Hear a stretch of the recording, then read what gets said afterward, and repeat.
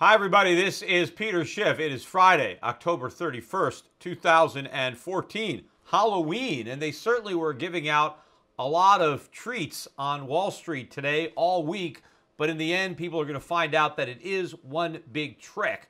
You know, there's a lot of scary stuff in the world, but nobody seems to be frightened of anything on Wall Street, unless, of course, you happen to own gold stocks. Then you're really scared. That's the only fear that I see in the market is in the gold stocks. The Dow Jones hitting a new record high today, closing at a record high. S&P record high close. The Nasdaq, not a record high. You know, we still haven't taken out the peak from the dot-com bubble, but we are at the highest close on the Nasdaq since the year 2000. The dollar was strong on the week. The dollar index closed at a 4-year high. The Japanese yen at a 6-year low. Gold prices also falling to a 4-year low rather. Silver prices 4-year low, but gold stocks, the typical gold stock is at a 10-year low and maybe even a 12-year low or more.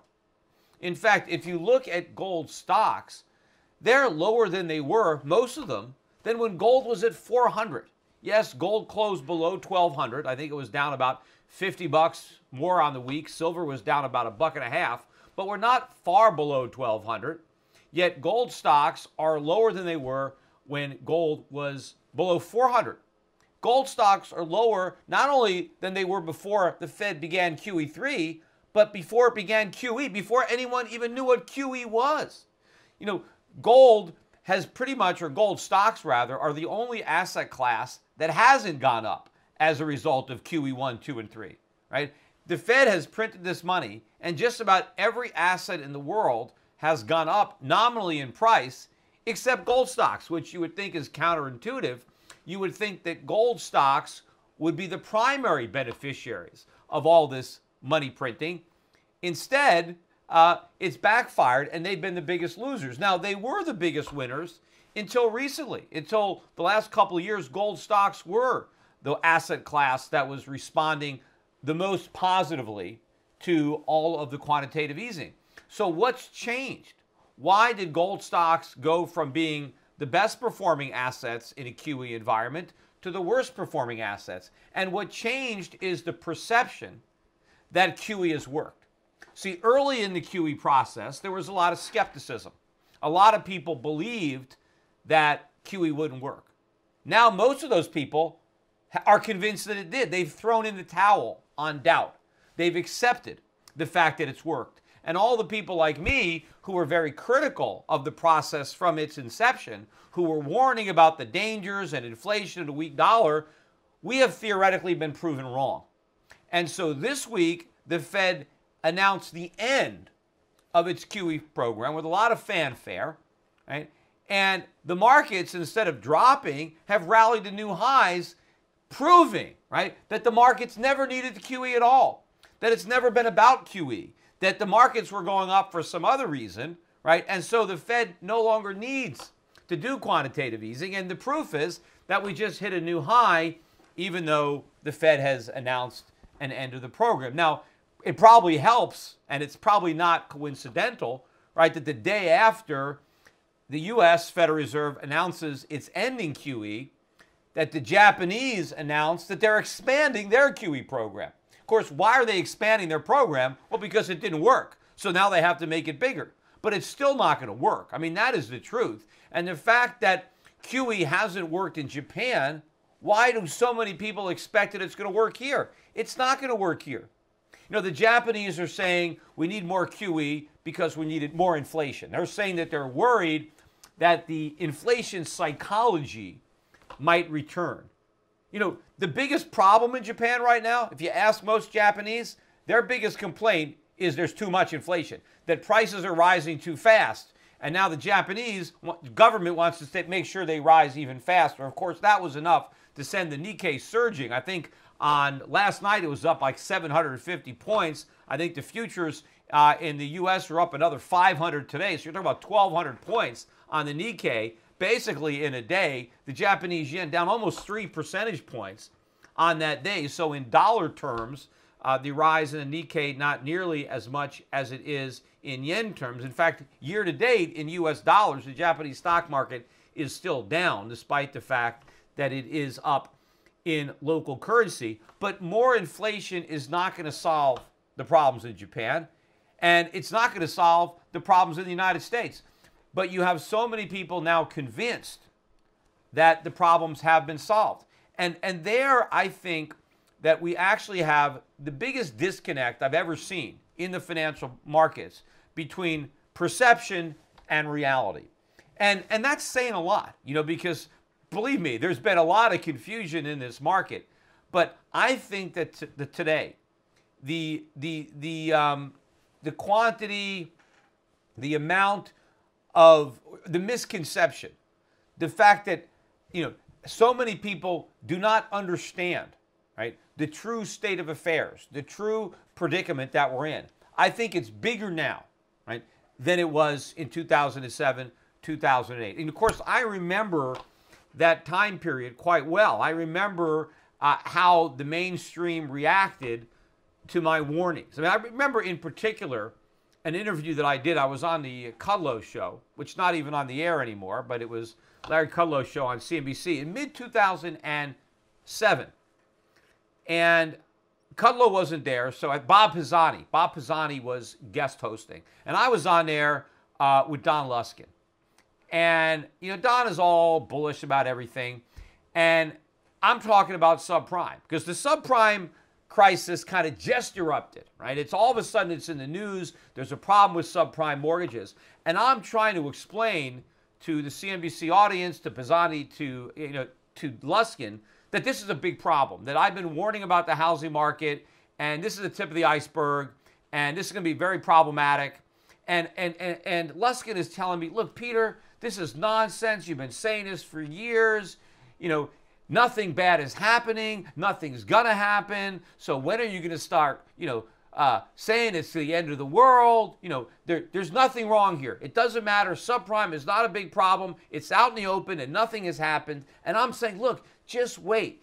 Give it a little time and you'll see what I'm talking about. But no, they just wanted to dismiss everything that I had to say it was completely wrong. And this is within a year, really, of the financial crisis, when the financial world basically did come to an end, and probably would have ended, at least that's what all the bankers tell us, had it not been from all the bailouts and all the quantitative easing. So we really were on the precipice of the end of the financial world. I was pointing this out to a guy like Don Luskin, and he was completely oblivious, despite the fact that there was ample evidence to understand that. Well, it's even off the charts now, the degree to which people are ignoring the evidence. The idea that we can end quantitative easing and everything is going to be fine, right? Why did we do QE3? Everybody forgets. We did QE3 because QE2 didn't work. Why did we do QE2? Because QE1 didn't work, right? So why did people think that it'll be any different now with QE3? We've ended QE3. We ended QE2 and we ended QE1, right? But we ended QE1, QE2 came back, right? And we ended QE2 and QE3 came back. Well, I think we're going to resurrect it again. It's not like QE is not like a real person. It's like they're like, zombies from The Walking Dead. Well, you kill them, but then they come back to life, or at least some version of it comes back to life. There's no way to keep this thing down. It is going to come back for the same reason that it came back before. But I think the difference now is that when quantitative easing comes back, it's going to be a new ball game. Because I think we're going back into recession. I'm going to get into, we got the GDP numbers that came out for the third quarter. And I don't want to get into all the details. I did that in my podcast, episode 12, which I would encourage you to listen to. You can either, download it off of Schiff Radio or iTunes, or just you can listen to it on my video blog at Schiff Report. But I went into, in more detail, the ending of quantitative easing and the third quarter GDP. The title of the podcast is Greenspan's QE criticism too little too late. And I get into Greenspan's, finally admitting that QE was a mistake and it didn't work and there's going to be a lot of damage, and he's recommending that people buy gold. So I get into that in my podcast. But briefly, I want to get back to the GDP. So we got the GDP numbers for the third quarter, and it was 3.5%. But I believe that when you look beneath the surface, as I explained on the podcast, that there's a lot of fluff in that number. There's a lot of one-time things there. And I do believe that 3.5% is going to be downwardly revised in the next couple of months. And I think it's already looking pretty bad for the fourth quarter. The fourth quarter probably at best is going to come in the low twos. But there's a good chance it could come in the ones, sub 2%. And if the Fed is not back with more QE in the first quarter of 2015, that could be a negative GDP quarter. And remember, the first quarter is going to be winter, and so it's probably going to snow. And so there's a good chance they might blame it on the snow, but there's also a very good chance we could be printing another negative GDP number in the first quarter of 2015. In fact, if you look at the consumer spending component of the third quarter GDP, it was the lowest it's been in 2 years, not counting the first quarter of this year when it was the snow. But if you look at the numbers we got today for personal spending for, I think it's for August or September, the personal spending number was down by the most, the biggest month-over-month decline in personal spending in 5 years. Biggest decline in 5 years. And you contrast that with the news we got earlier in the week from Visa and MasterCard, which reported, an increase in credit card use. And everybody initially reacts to that. Oh, this is great because consumers are spending more, right? They're confident, and all these confidence numbers are still high. So consumers are out there spending, they're using their credit cards, but they're not actually spending more. They're spending less. And what that tells me is that the consumer is in distress, right? The consumer is using his credit card because he doesn't have the cash, because he doesn't have the income to afford the things that he's buying. So more of the grocery bills or more of the gas bill, even though, gasoline prices have come down, they're still spending less money. Where's all that extra money they're supposed to have because they saved money at the gas station? So despite lower gas prices, despite rising consumer confidence, you still had the biggest decline in 5 years. And I think this is going to continue, right? Just like the economy went into withdrawal, the markets went into withdrawal when we took away QE 1 and 2, the same thing's going to happen. Now, we got a reprieve. And again, I think the Japanese coming in overnight, promising to pick up the QE baton. People were worried, hey, where's the liquidity going to come from if it's not coming from the Fed? Well, now it's coming from the Bank of Japan. So that might have provided a temporary boost to the markets, all this expectation, all this enthusiasm over more cheap money. But I still think that the markets ultimately will roll over without the support of the Fed. It's not going to be enough to have the BOJ in there. They need to have a full-fledged QE program by the Fed. But if we are headed back towards recession, if the Q3 GDP number is downwardly revised, like I expect it to be, the Q4 number comes in low twos or in the ones, and then here we are, negative numbers by Q1. What is the Fed going to do? Is the Fed going to raise interest rates in the middle of 2015 after such a decline in GDP? No, they're not going to do that. They're most likely going to start up a brand new program. And then it's going to dawn on people, because we would have gone through the entire business cycle, right? We would have gone from recession, recovery, back to recession. We would have gone through the entire cycle, and interest rates would have remained at zero the entire time. And the only thing that would have changed during the cycle was the amount of QE. And in fact, I think the easing cycle is over with the end of QE. The tightening cycle. So I think the taper process was the tightening. I think this is as tight as the Fed's going to get, right? Bringing QE to zero. They're not going to raise rates. The next thing the Fed is going to do is ease. and they're going to ease that by bringing back QE. But the problem is they probably would have been better off if they had paused the taper and left a small amount of QE officially on the table, even though unofficially there's still some QE there because they're reinvesting the interest and they're reinvesting the principal. But I think their Fed is going to look weaker to have to restart the program completely, especially considering how optimistic they were, how bullish they were when they announced the end of QE. So I think the markets are going to be able to fall a lot more without the Fed coming in. The Fed would lose too much face or credibility or what they have if they were too quick to come back to the QE table. So I think you're going to have more negative moves in the market, bigger downward moves in the market, and much more negative economic news coming out before the Fed gives in or relents and comes up with more QE. But mark my words, it has to come. And when it does, that is the big game changer. That is the, wake up moment. And that's when these markets have to reverse. And I think the reversal is going to be enormous. I mean, mention the gold stocks, how much they're down.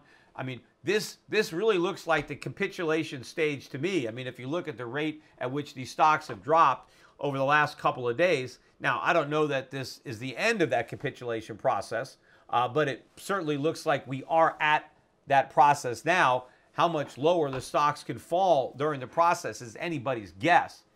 But when they find a bottom, I expect them to rally off that bottom very quickly. And ultimately, the reversal should be spectacular. Because remember, gold stocks are priced for gold to collapse. Why does everybody think the price of gold is going to collapse? Because they assume that QE worked and it's not going to be repeated and interest rates are going to go up and everything is fine. And therefore, gold prices should go back down to where they were before the crisis, before we had any QE. But of course, the cost of gold production is much higher now than it was before QE began. So I guess people just assume that these gold stocks will just go out of business because gold mining will no longer be a profitable enterprise. If it costs $1,200 an ounce to mine gold and it's only worth $800 or $700, wherever people think it's going to go, then clearly they think these companies are going to go out of business. But when I think gold prices reverse and start to head back up and people realize that they're not going to collapse, right? That we are in QE infinity, that the U.S. economy is back in recession, and that we're not the only central bank not doing QE. We're going to be the central bank doing the most QE.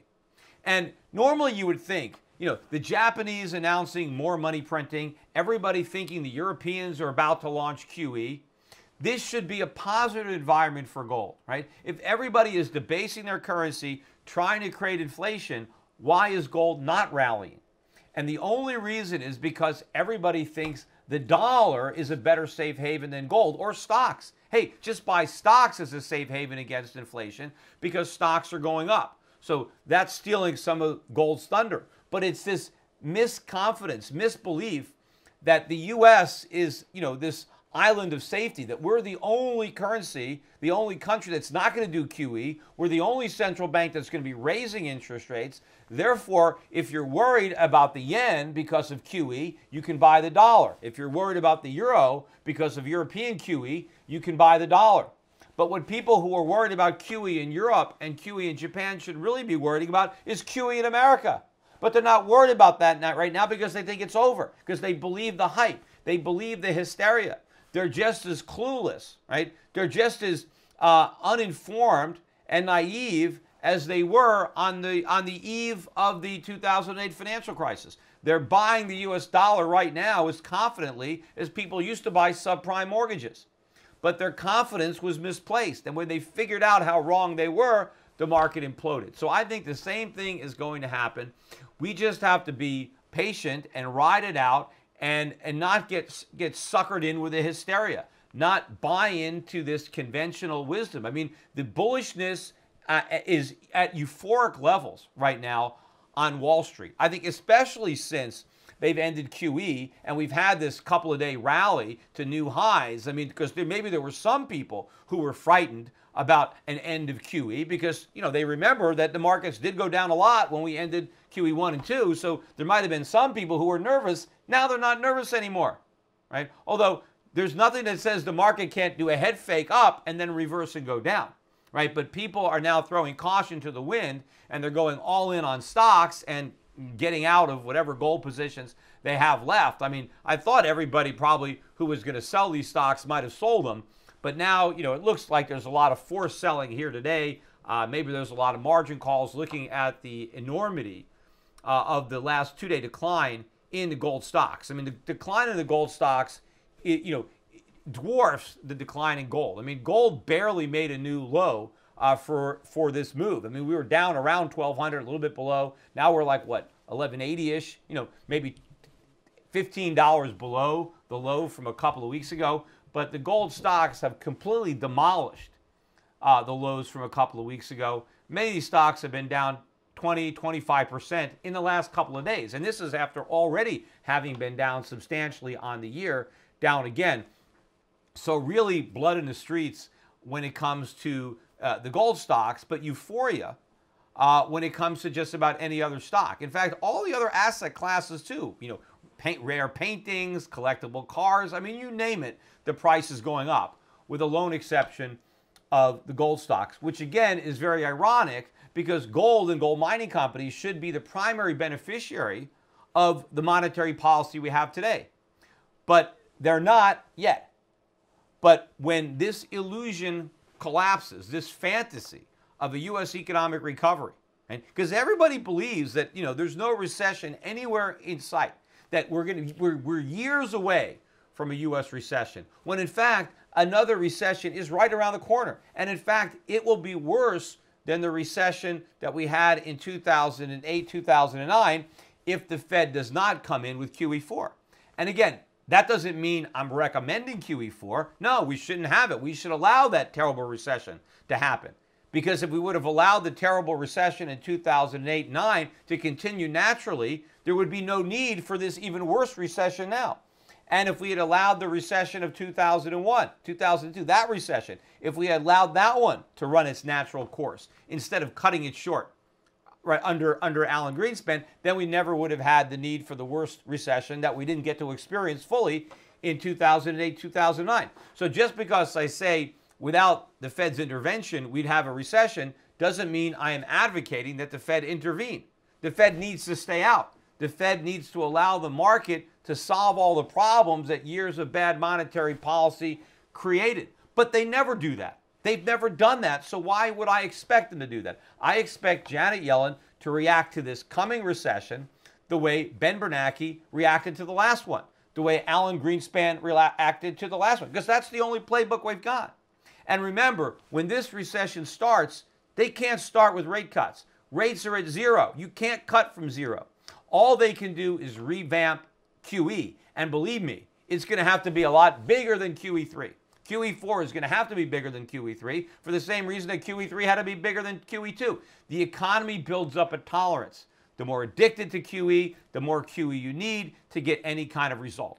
And this last result was minimal in the real economy. I mean, yes, the Fed was able to get the stock market to go up, but the real economy never experienced any genuine economic growth, right? The average American is worse off today than when QE began, by far. Incomes are down, real employment is down, net worth is down, poverty is up, government dependency is up, the cost of living is up. Nothing has been improved except maybe the level of optimism on Wall Street. People think after all these years that the Fed policy has worked, but they're going to wake up to the reality that it's been an abysmal failure. Just like the 2008 financial crisis should have been a wake-up call that Alan Greenspan's policies were a failure. Instead, we just resurrected those policies under Bernanke, and now we've created a bigger problem for ourselves. But the same people that didn't understand what was wrong with the U.S. economy back then still don't understand what's wrong with it. That's why they think the Fed fixed it, because they don't even know what the problem was. So if you don't know what the problem was, how do you know that it's been fixed? In fact, the problem that they don't understand has been made worse by the Fed's policies, and that's why the next crisis will be worse, but it will be different. Because again, remember, when the 2008 crisis began, the dollar had been falling. The dollar was at record lows, all-time record lows, really, the dollar index, in mid-2008. gold was at a record high. Gold had gotten up to about 1,000, which at that point was a record high. So you had the dollar making record lows and gold making record highs into the last financial crisis. And so the dollar rallied and gold sold off. This crisis is going to hit with the dollar making multi-year highs and gold making multi-year lows. Gold stocks, and many of them probably record lows, but decade or more lows. Gold stocks had a huge run between 2001 and 2008. They had outperformed the stock market by a significant margin, right? So everything is reversed. So I would expect an opposite reaction because, again, this crisis is not really going to be about a credit crisis, not private credit. It's going to be about debt, sovereign credit. It's going to be about the dollar, a currency crisis, a sovereign crisis, which is going to be very different than the crisis that we had in 2008. It's a crisis of an excess of QE, of an overdose of QE. That's the one that's coming. That's the one that we have to prepare for. That's the one that I have been warning about since the beginning. And maybe it's taken a little longer to play out. A lot of things have happened along the way that may have been hard to forecast from day one because you never know, how people might react to certain things. And it's always difficult when you have to estimate the intelligence of the average investor because believe me, however high you estimate it, you're going to overshoot, right? Because they're going to be less intelligent than you think. It's going to take the world longer to come to terms with reality, to accept the truth. But eventually they will. Eventually people will figure it out. They always figure it out. But it seems to me that the bigger the problem, the harder it is and the longer it takes to figure it out. But from my experience, the people who understand and figure it out early and position themselves properly are the ones that end up winners in the end. And those that get taken in by the hysteria, by the mania, that feel good initially because the market validates what they're doing because so many other fools are doing the same thing. I think whatever paper profits they enjoy in the short run, they end up surrendering them in the long run. Hey, that's it for now. And again, don't forget to check out my my video blogs at schiffradio.com. No, that's it for now. And don't forget to check out my podcasts at schiffradio.com.